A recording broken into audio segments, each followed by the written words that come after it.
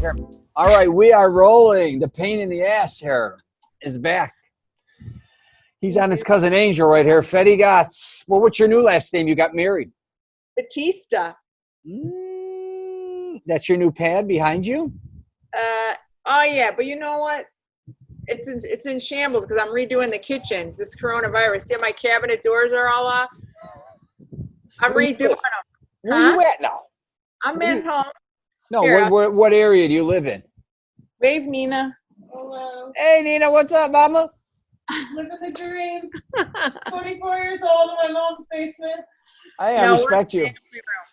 She's not in the basement. She's got a real room. But what's going on? I've been out of work since coronavirus. Wait, before I forget, where are you living? So I have some. Here, West Chicago. Oh, you're at over there. Yeah. Oh, you're out there now. Yeah, way out there. We hit a I was compromise. gonna say. I work in the city. Chris works in like DeKalb, so we had to like meet in the middle. Right. So we're more on his side than my side. So. Yeah. You taking a train to the city, or what are you doing?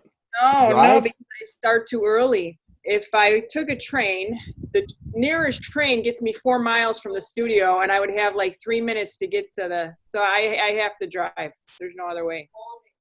Unbelievable. Yeah. All right, so I want to kind of get people caught up with who you are, what you do, because where you started and what'd you say? Nobody cares. No, they do. You have a very interesting job, I'm telling you. Where you started off and how you ended up where you're at is pretty, I'm sure a lot of people would love to have your job, love to be involved with that industry. You just take it for granted, right? Blessed. Yeah. No, I everything good is from God. I have a very unusual job. I love it. I wouldn't change a thing. Other than that, I would be working right now. But yeah, no, I'm very, very thankful. And it is a very diverse path that led me to there. Yeah. Because I started out doing graphic arts, Yeah. and then had kids. And so as they got older, I started painting murals, and then I worked for a mural company. Then I had my own mural company. Yeah. And then, so that's what really gave me the experience to do what I'm doing now. Let's kind of back up though. But you did something much, I'm not going to say super late in life, but you first, when you were younger, I remember, you were later in life, but it wasn't like you started. I think for 75, I look pretty good. I don't know. You know what I'm saying? But like a lot of our family, we love the arts for some reason. Some of us we have even uncles that do poets, or thinks he's a poet, which is wonderful. I'm making films. You paint. We have a lot of painters in our family in different aspects of that industry. Even the film industry, our aunt does hair. We have other cousins that are actors. We kind of are a massive family that love the arts, from film, TV, design, everything, top to bottom, construction. But with you were in high school. I would say your brother Frankie, out of all of us, was extremely artistic, even writing screenplays before a lot of us. Really, on many different levels, kind of very creative, obsessed with Disney. I would come home. I was like 18 years old. The garage door would open, and there'd be a movie, like a TV scene with curtains. And my brother Frank, I'd be like, Frankie, yeah! I'd walk in the door. I was 18. He's, whatever he was, 15. Yeah. 14. Here, say these lines, but he was always doing that. So yeah, he was very creative. He was like the kid from the Goldbergs, if you've ever watched that show, where he kind of was always loving, like it was more than just being a fan of watching film or television. He wanted to know how to create that world within his own world, right? Because he was a child. He did very creative things to even now with his landscaping, everything he does is unbelievable. Yeah. So, but you in high school, I still get confused with you more than most with our family, because a lot of them say they do hair. You kind of knew they were doing hair. Somebody did. I was supposed to be Vito Fatigato. And then when I came out, my parents, all my life, you're supposed to be Vito. You were supposed to be Vito. Sorry. That's why I grew up that way. But yeah. So were you doing stuff in high school? I'm kind of confused. I mean, I've been around you my whole life. You're my cousin. But I didn't expect you to end up in the television industry in setting up sets, doing art, doing all these things. I don't think anyone did. No, I although I was asking, I would ask my dad all the time, could I go to work with you? Forget about it. You ain't doing this. Yeah. Be a secretary. Well, I have zero administrative gifts. I tried my whole life to fit a square peg in a round hole. I couldn't do I have no administrative gifts. Literally, I took an aptitude test, 0. Fatigato. So, I got old. So my dad, I would watch him paint. Yeah. And I remember being a kid, like 5, 6 years old, sitting on our steps in Lombard. That's how long ago. And my dad was marbleizing, and I was like, I want to do that. I want to forget about it. You ain't doing this. So now he tells everybody, I taught her everything she knows. Hey, he thinks he's a designer in his own, but he is they're very good with, they're beyond painting, our family. Yeah. Beyond painters. He was designing things in the 70s. Remember when we were kids, that was really, we go for, I remember he'd have a feather, or he would be doing something very unique. It wasn't just painting a wall. He wanted a house to have a certain look, feel, which was quite interesting, that his personality is, if you met him, you wouldn't think that. I say he's a frustrated artist. He had a painting that he did in my parents' living room this few years ago, and it was like a spring painting. Okay. And winter came, and he painted it all white, like it was white. It was a winter scene now. And then, as the seasons changed, he would add paint to it, and it would change the seasons. And, his initials are JAF, Jaff. Yeah. I'm sure you've heard Mike Cifaldi talk about this. I've been of course. Jaff. Yes. So my brother Nick, who was also artistic, I got to say, both my kids, my brothers, I don't know about Schmo. Schmo maybe not so much, but Frank, Nick. And Nick had done a project for school, an art project, and my dad went to bed. So when we got up in the morning, my father had changed it all, his own art project. I've done work with your obviously I'm with your pops a lot. You know what I mean? I was just with your pops not long ago, and then we went to Italy together. I'm always with your your dad's like, I see you more than my sons. I just talked to your mother and my Uncle Joe a couple days ago. I talked to Nick today. I'm always texting your brother Schmo, so we're all kind of we're all intertwined in it. We're all kind of tight with that. We have a very close, crazy family, and I'm thankful for that. Yeah, I once went and helped your dad and Schmo paint his car wash once. That's where I got the feather idea. We're supposed to just knock it out. He's like, I was in Chicago, like, can you help us out? I'm like, yeah, I went there. Your dad Joe's trying to kill himself, get it done. And your dad was like just touching up stuff. I'm like, what? We were laughing so hard to see this Italian rugged man with dipping a feather onto the wall. Plus, we didn't even know what he was doing. Like, you know what I mean? It wasn't like he was designing something.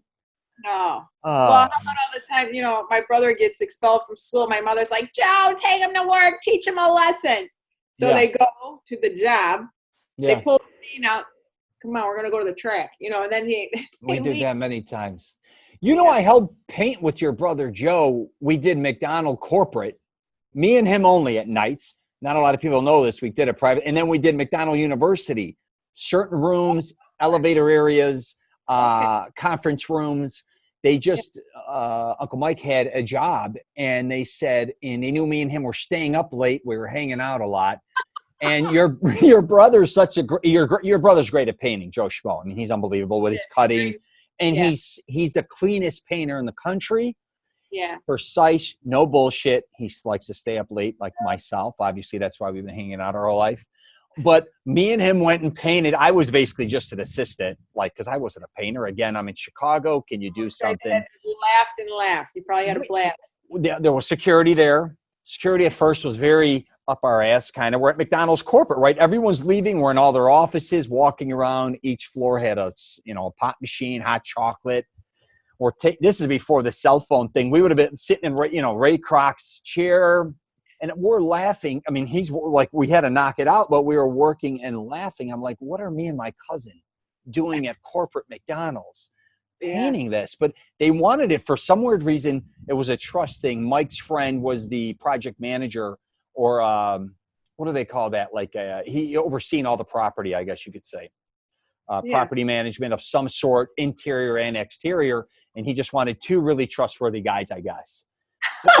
I was like the craziest two guys, but security was first following us. And I was talking to security. Before you know it, I was bringing security gifts every night. Then they just disappeared. They left us alone. So it was like our own place, which was just a funny memory. It's funny to bring up on a podcast when I see all these things on McDonald's, McMillions, or even you drive past her. I'm like, I spent like, a month there by myself, me and my cousin, running the roost in this place. That's funny. But let's get back to you. You were in high school. Did you go to college? I don't know. I remember your wedding, but what happened? How did this go? You were in high school doing, what was your intention? Was it to go into the arts in college, or did you just get married and have kids? You know what? I always had I took everything arts, like sewing, photography, everything. I had taken drawing in middle school, but I do remember I was, remember my name was supposed to be Vito. So here I am the day before 7th grade starts, and I'm riding dirt bikes with my brothers and Tommy Manusos's kids. Yeah. And so they had dirt bikes, and I get in a dirt bike accident the day before school started. 11 stitches, concussion, 11 stitches outside, I had like 11 inside, 26 outside. I was banged up pretty bad. So missed the first 2 weeks of school. All that to say, my first elective of the day in 7th grade was art, and I was so looking forward to it. Well, because I was behind, I didn't get to take art. You only could take it for a quarter. Okay. 7th grade. If you got invited back because there were so many kids, you could take it as an elective in 8th grade. Well, because they didn't pick me, I was devastated. I thought, I suck. I'm bad. I'm not a good drawer. So I never went back to really drawing until my first year at college, which was College of DuPage. Okay.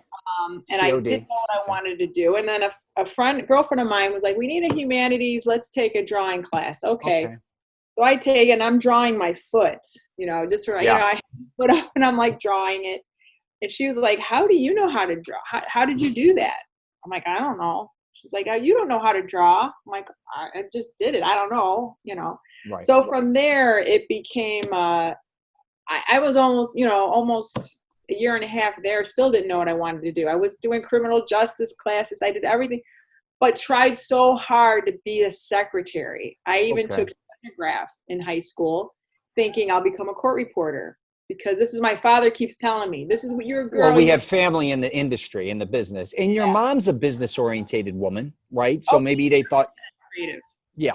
My dad was like, I'm the only girl, so be like your mother. You're going to be a secretary. You're going to be a secretary. Well, Rich, I'd rather chew glass and swallow it. I can't do it. I'm not good. I hate it. I'm like, if I got to sit at a desk. You have too much energy. Look at you. Look at the way you move. You're on the go, man. Like you got to move. Yeah, I couldn't do that. So I had to figure out what I wanted to do. So I go to graphic arts. I became a graphic artist. And loved it. And that really, but back then, I learned it on the computer. But then when I went to work in the field, this was probably late 80s. Yeah. The computers they were very much a presence, but they weren't the main source. Yet. Right. So I go to work in the field, and I'm like, listen, you got to get with the program. You got to get computers. You need Apple. You need this. So I started doing it old school, and it really trained my eye, because everything we did was package design. It had to be accurate with 1/100th of an inch. So we had a ruler, and it had 100 tick marks in every inch. So everything was done under a glass. You really trained your eye to really for detail. I had to pick up and everything. And I was like, I'm so in a box. I'm so. 4-color job. We did like package design, so potato chip bags and coffee pouches, all things like this. And then I was like, you know what? I want to paint. I want to get out in the, I'm in a box here. I want to break out. I want to do murals. Sure. And so after I had my kids, I went to work for a mural company. I was doing murals on the side in my own home and for friends. But you And stopped for a long time, right? 10, 15 years. I mean, didn't you? You were yeah, basically just concentrating on a family, right? yeah. So So kids. And then what? I went to work Go ahead. for a company called Art Inherited, and they were well known in the Tampa area for Right. interior So you design. left Chicago and you were in Tampa for what, 20, what years? I don't know We how lived long. there about 16 years. 16 years? Okay. So now you're, what is this, 10 years after your kids were born? 15? Maybe I probably started working for the mural company, I want to say early 2000s, maybe. Gotcha. So I think I worked for Art Inherited for maybe 5-6 years. Okay. And then kind of went on my own, and had a mural company called Touch of an Angel, and it was great because I would go to on field trips with my kids. I really worked for myself, but my husband really provided for me. It wasn't like nobody was counting on me to Sure. put food on the table, but Okay. it was a great second income. And I did a lot of furniture. I put stuff in boutiques. I love to dumpster dive. I would like go to garage sales and get tables and I would make art out of them. Sure. And these things like one of kind pieces and then sell it, or Right. stuff, so that was fun. And then Schmidt hit the fan, but Right. my ex-married name. Then I came back to Chicago. Right. I was still working for Apple too during this time. I probably from 2009 was working for them for a couple years, and then came back up to Chicago, transferred with Apple, Right. and then went to work. I was working for our cousin Johnny. Did that Right. for a year, doing project managing, but it wasn't. Again, I was fitting a square peg in a round hole. So I knew a long time ago. Like I remember praying and being like, "Man, God, I want to tap into this giftedness you've given me, be able to make a living at it." I knew that I would. And he spoke to my heart. Like I knew Right. it was going to happen. I just didn't know how. One thing led to another. Came back to Chicago, and my first project was working here with Tony Joe, Okay. doing scenic painting for Betrayal. It was an ABC project, and So you weren't union yet, right? So was not at that time. No. so you were just being hired to work on, what was it, like some television show, but independently? Is that how that started? Yeah, it was for ABC. Okay. And it was a pilot. Oh no, wait. Actually, I did a commercial first, I think. Okay. So I just started calling. A family being in the industry. I Sure. just I called, talked to the union hall. The commercial. I had to show my work. I had a portfolio. And when you say the union, the Chicago Union for Film and Television, for the what It's, specific union is that? It's Tell them. called IATSE, Mhm. Entertainment, Right. and it's the local 476. So I went after doing a few projects there.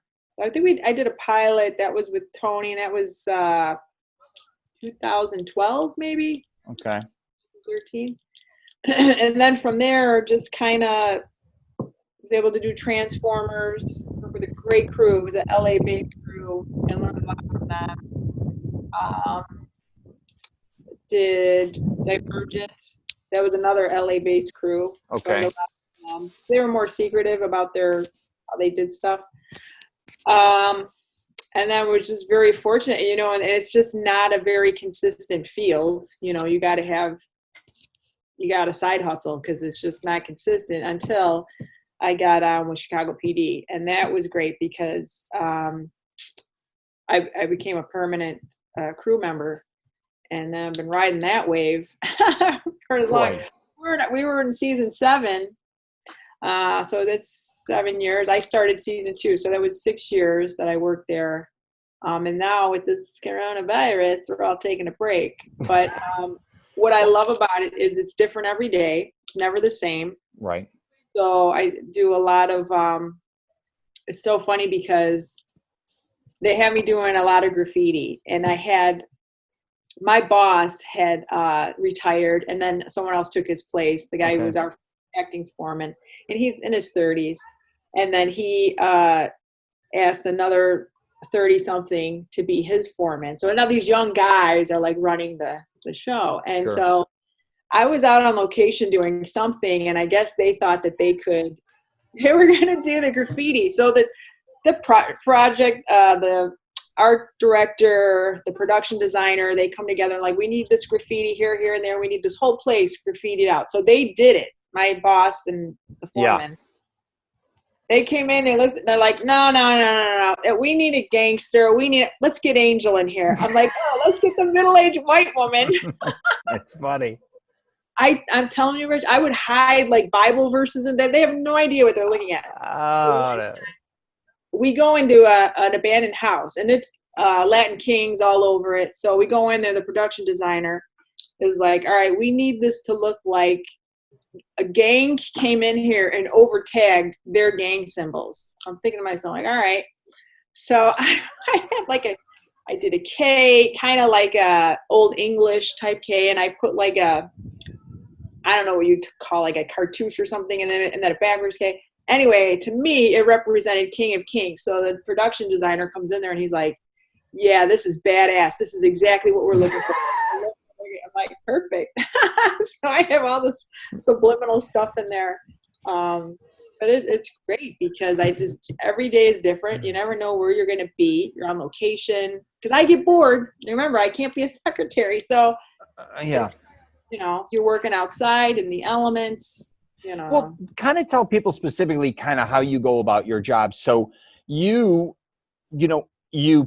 paint, but it's also, you're almost a form of creating, you're creating a set, but you're working with so many different elements, I guess you could say, because you have the actors, obviously, they're, the garments. Then you have the audio, the lighting. We have all these different things. And then you're kind of in the backdrop designing, because a lot of these places, they're not going to go on location, but you're designing in the two studios you bounce between. But you have to create something sometimes from scratch, like you're saying. But is it mainly painting? Is it like you said, you get to go grab artifacts? How does that work usually per show? Because I know some already, like when you took me on a tour, for instance, when we did Empire and we got locked in there. Was that hysterical? Yeah. But when you go to Empire, for instance, you're walking me, you're showing me the nightclub. All that's already set up, right? Different rooms are set. But in your case, a lot of times, are you going to locations? Like when I was filming my films, I would go to a location in a city, this and that. I couldn't touch anything. In your case, are you allowed to, like, what do you, I mean, it's Well, really a lot.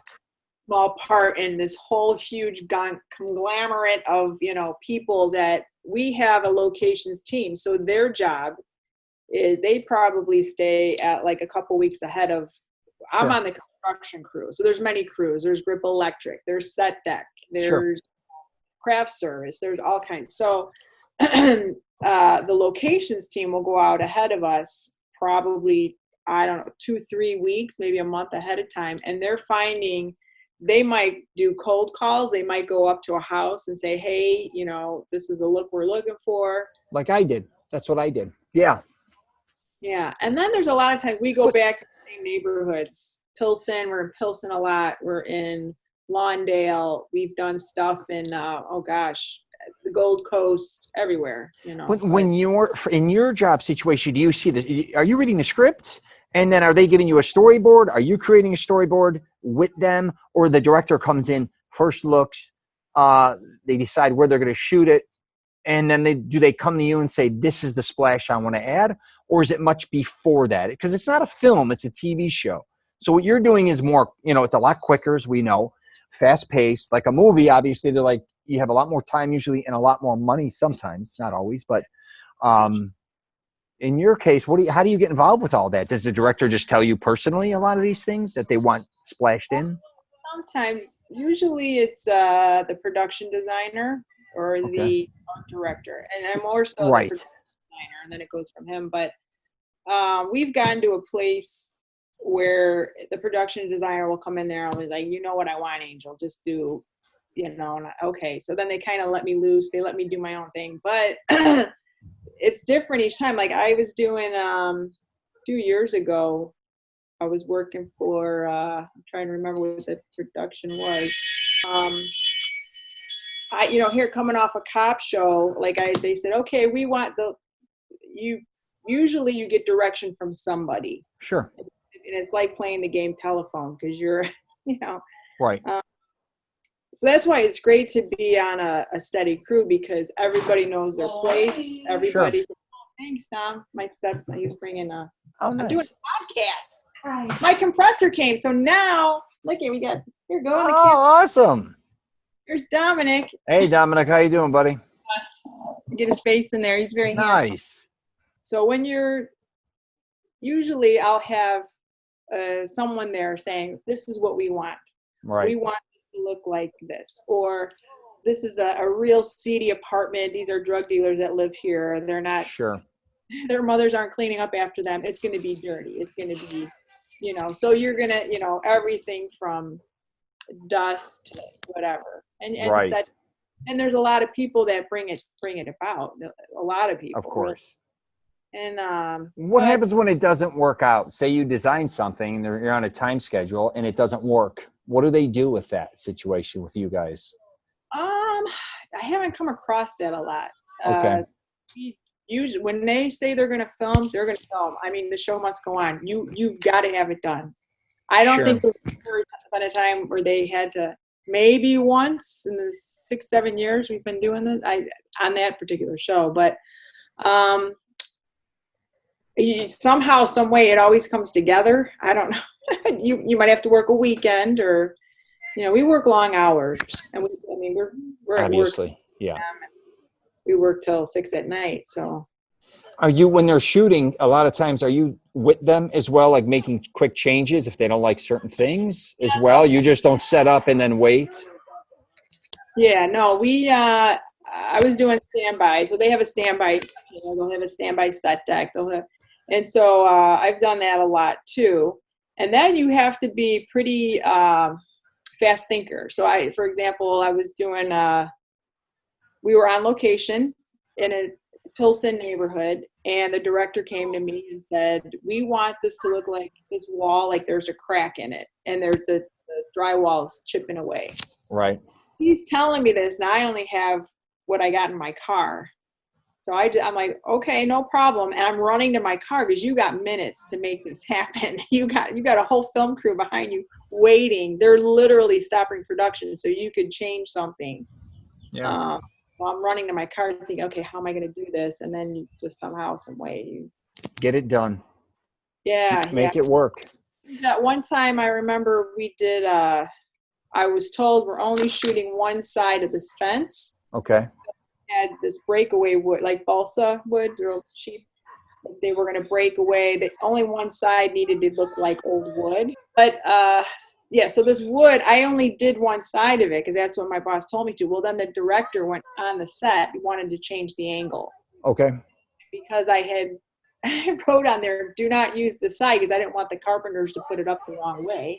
Right. So you try to make it so there's so many hands in it. You want to make sure. Well, anyway, long story short, they couldn't change the angle. So they were like calling me to set to try and paint, and it just, and this is Chicago. I'm like, well, when's this going to dry? I'm like, April, it ain't going to dry, So there's times where you got to shoot from the hip. But for the most part, I'm getting direction. Like the production designer has an idea of what he wants it to look like. Right. Feeling they're looking for, and then it goes through the channels. Art director, my boss, and so then. Yeah. But a lot of times when you do have a good, close working relationship, ongoing show, what they want. What they're looking for. You can kind of get a feel, when you've been doing it, the feel for the show, especially this show, because it's so Chicago. It's so. Yeah, we grew up in that environment. Yeah. It's better for you because the reality is we all grew up in Cicero and all these places. I think for you, it works out really well, where maybe New York would work out, but say you went to Tennessee or somewhere else, you may not feel as comfortable, right? Or know the area as well as. Yeah, they might, like, even if you go on another show, they might have their way of doing things. But for me, when we catch a train, I like it. I look at all the graffiti, I study it. I try to, you're always working on your craft and, how to, only because I do a lot of graffiti. Right. because of the show. But sometimes you're using colored hairspray because it's, you know, Yeah. sometimes it's they can't have the fumes. It's got to be water based because the actors are coming in and you can't have that smell. Or Yeah, there's a lot of things to consider. facets, yeah, different variables that you just don't know until you're in it. You know. How about Europe when you were there? Well, Italy especially. I don't know if you went there, but all the graffiti there is insane. Oh my gosh, tagging everywhere. It's insane. They kind of destroy that. A lot of beautiful, even including, you know, all places of Italy. It's no one's, you know, I don't That care. was all Europe, Germany, Spain.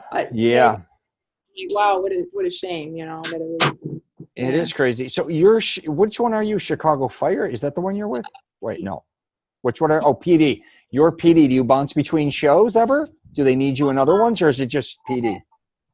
I've worked on Fire, but you know, they'll come on our sets. We go on their sets. We shoot off of each other's sets, and construction's all together. So we're working with Chicago Fire's construction, Chicago Sure. Meds. Great bunch of guys. I'm with the carpenters, the other painters. You know, so I'm like the only woman on an all male crew, which is kind of funny. That's interesting. But you know, having my brothers, it kind of prepared me for this. You can't be sensitive where I work. Yeah, sometimes you were even working with your brother, right? Yeah. Wasn't he there with you as well? We've done a couple projects together. Yeah, he was working on, what did I work on with him? I can't remember.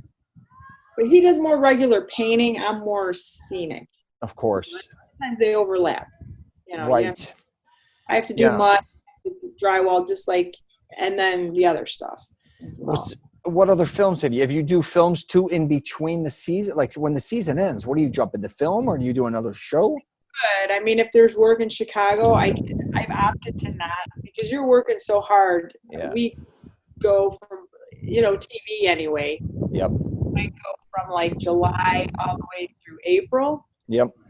Working pretty long hours. So the least amount you'll work is 50 hours a week. Sometimes I work 60, 70 hours a week. So yeah, not including driving, you know, not including that or anything else. Take the driving out, that would be amazing. That's the killer right there. But the work is fine. It's the driving to and from that makes me nuts. But I have hopped on other projects in between in the summer, but now I'm like, you know what? I just want a break. Yeah. I take the summers off, and then, you know, it's great. So what do you think the future now of production is? Not, I mean, I'm not. That's an open-ended question. But how do you think it's? What are you hearing from the industry as far as you guys, or is it just there's no answers? So many.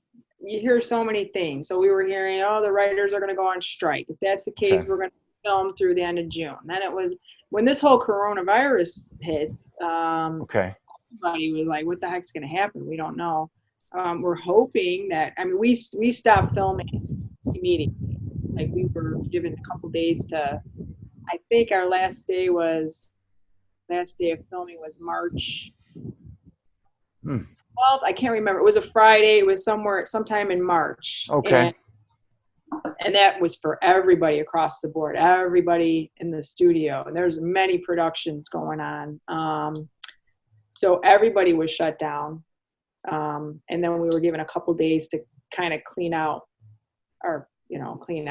the construction area, because tens and thousands of gallons of paint. I mean, paint just, so all our solvents had to be locked up. All our equipment had to be locked up. So we really just had a couple days to get everything hunkered down. And we're hoping that we're going to go back sometime this summer. But, you know, who knows with all this stuff going on. Yeah, are they clean? What are they going to send in? Cleaning teams like they're doing with retail now, supposedly, like they're getting ready to send in, kind of get ready. So if they do go at it, is that they got teams going there now doing that for you guys? Like, you know what, the studio itself was doing a lot of cleaning, and the Zamboni going through that. I mean, the buildings are huge. I mean, it's the whole. Yeah. What's that studio? What's it called? I just said it a minute ago. Which one is it? Cinespace? That's Cinespace, right. That's right. So they were for a long time getting things, and they stepped up security this year, and they really tried to say, I mean, the bathrooms were getting cleaned constantly. Right. But I mean, there's hundreds and hundreds of people going in and out of these buildings every day. So I'm sure they were going to lock it down. I don't think there's anybody going in and out of there except security. I wonder, what are the networks going to do too? Because you guys have an ongoing show. And then obviously if you play that season and it ends, you don't have a follow-up, right? Where they get to re-loop it. I wonder, like Netflix and these other networks, they're kind of can always play different material where the networks kind of base their programming on the past and what the future is. A lot of shows, obviously. What do you think is going to happen to that? They're going to show reruns for the whole year, the next season? Or? Yeah, I don't know. I know we were told we were going to have 3 years, and they signed a contract. They wanted the show for 3 more years. Okay. So that was great. Right. But yeah, I have no idea now. I mean, we're all like, great, this is awesome. Because this is the thing, this field that I'm in, there's not a lot of job security. It's pretty volatile. And you could get on a movie and, have steady work for 3-4 months. Sure. And then you're out of work again. Yeah. Commercials, you hop on a commercial that lasts a few weeks, maybe, Yeah. So you got to have either side gigs going on or try and hop on another show. Chicago's a real hot spot, a lot of work. Sure. Till now. Yeah. But yeah, you in Atlanta, you in Georgia are doing very well. Obviously, California's going to always do their thing, New York. Yeah. But Chicago with all these shows, it was amazing how they took the name Chicago and then they just based so many shows on a name, right? Off the city. Yeah. Have you watched Disney Plus? I think it's called Imagineering or the Imagineers. I hope I'm not screwing that up. It's amazing. It shows the beginning of how they started creating Disneyland and Disney World, Tokyo Disney. Tell my brother. Oh my! I already told your brother about it. You would go crazy because they show behind the scenes of all the different intricates of how you don't realize that. I mean, we grew up in Disney because I've lived in Orlando for the majority of my life and whatever. But a lot of people don't realize how much detail that they get into and how much money they spend and how it started with Walt, how it ended up going with Eisner, and then it spun off of him and how how it went from cartoons to theme parks to obviously cinema, television, and things. But fascinating. It's amazing. I think it's called the Imagineerings or the Imagineer. Who knows? Go to Disney Plus. Just research it. Yeah, I have to, yeah. Ironically, I don't watch a lot of TV. Me neither. Oh my goodness. Well, thank you for doing this because I wanted to kind of give people an insight on kind of what you did. It's interesting. A lot of people love, the television film industry. They don't realize how hard it is, how much work goes into it. I just did a makeup artist, Mark Schmoon, his name is, who was on my film 20 years ago, did some work for me with makeup. And because I did a period piece thing. So he has worked for Universal Studios in Orlando, but he's in Chicago now. I told him to connect with you. But he'll try anything. He's been trying his whole life to break in full time with makeup. And not only that, he'll be a stand-in, he'll be an extra, he'll do anything because he loves the industry that much. And there's a lot of people out there that like to hear about this stuff. But I wasn't same extras all the time. I mentioned your name to him. I don't think he knew you, but he does a lot of stuff. Yeah. No, I don't know him, but yeah, tell me in contact. Yeah, I put you two together. Yeah. Hopefully this will pick up. Who knows? The whole world. This is affecting everybody. Yeah, this is really crazy. That's why I really wanted to do a podcast because you're there. You're in the mix. Is Empire over? Just out of curiosity, are they still doing that show that you know of? Yeah, they're done because they're out of our studio. Yeah, you got to tell the story how we got locked on the set. It took me. Well, basically, I came there. You were going to start showing. Well, we got there. What just ended? Because we ended up having lunch with everybody. It was the day before Thanksgiving. I was there with my kids. Oh, so you were there. They probably had lobster tail, like, you know, Yeah, crab. Robert Doherty did it. So we were all hanging out with Robert. We all Yeah. ate with all the actors. Service. Yeah. Well, supposedly Empire, this was their last season. So once this, you know, coronavirus hit, Yeah. that was it. The studio was shutting down. So I don't know if they finished filming. I doubt they did. Were you there during the Jesse Smollett? Like, was that a madhouse? Yeah. What was happening? Were there news anchor? What the hell? You guys are trying to work? Yeah, it was crazy. Was that crazy? Was he coming in and out of there? I know it was. Yeah, I didn't see him too, but I know people that work on the show, and they're like, "What the hell's happening?" I'm like, What happened? what's going on? And like, I want to, you know, and you know, talking to some of the people that work on the crew, they're like, Oh my goodness. you know, what do you think? And so he, you know, all these people that were losing their jobs, and you know, oh, last week he was going to make us a yearbook, and we're all going to take pictures, and then this happened. It went from one extreme to the other. Yeah. But when so we went at, you took me on a tour and you were showing me the nightclub, if you remember, and all those, and then all of a sudden all the lights went out and we got locked out. But I got permission from the coordinator. He says that we could, because I told him, oh, it's my cousin. I want to take him. He's like, take him on the set. Sure, absolutely. So we're in the middle of. But they forgot we were there. They left us out. We're in there alone. We didn't give a shit. My kids loved it. She loved it.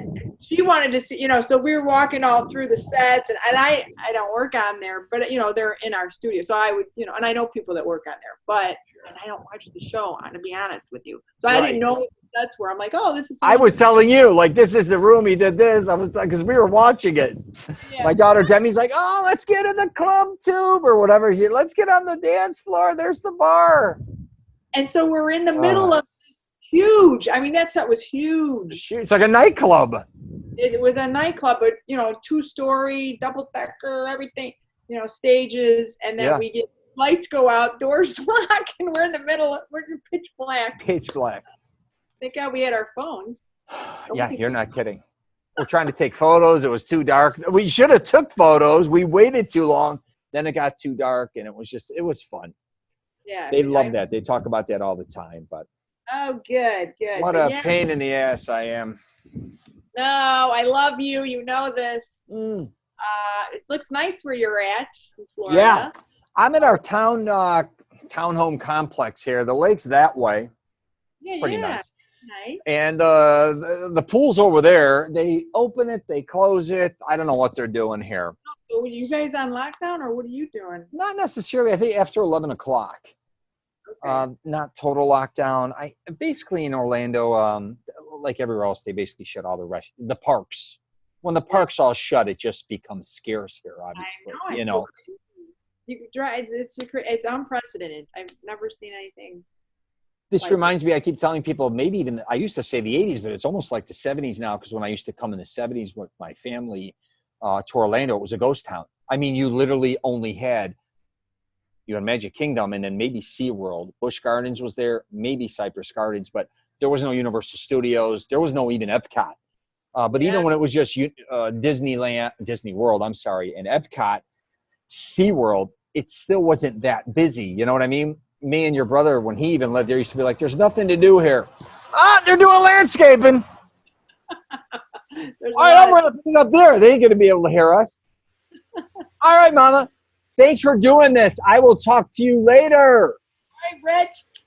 Love you. All right, Mama. Love you too. All right, everybody down there. All right, for sure. Tell everyone down there hello. Well, down there, up there, whatever. All right. Love you, cuz. Bye. I'll see you later.